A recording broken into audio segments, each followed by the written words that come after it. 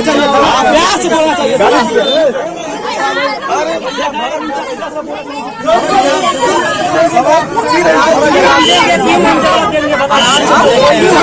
सवाल पूछ ही रहे हैं, भड़क गए। हम जवाब देंगे, आप नहीं प्यार से बोलना चाहिए, प्यार से बोलना चाहिए।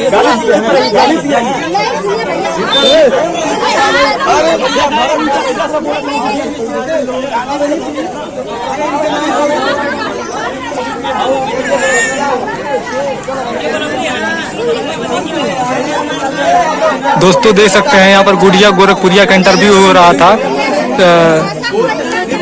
संस्कृति न्यूज के द्वारा, जो कि भोजपुरी की न्यूज है।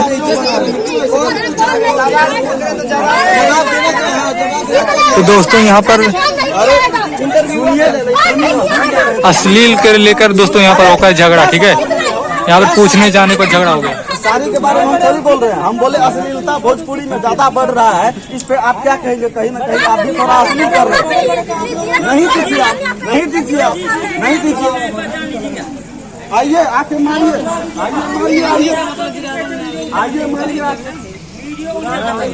वीडियो है कैसे हो जाएगा, लेकिन को जवाब देना है।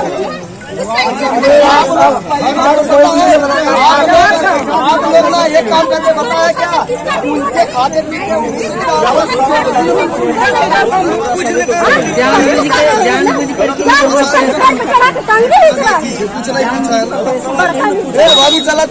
अमरनाथ।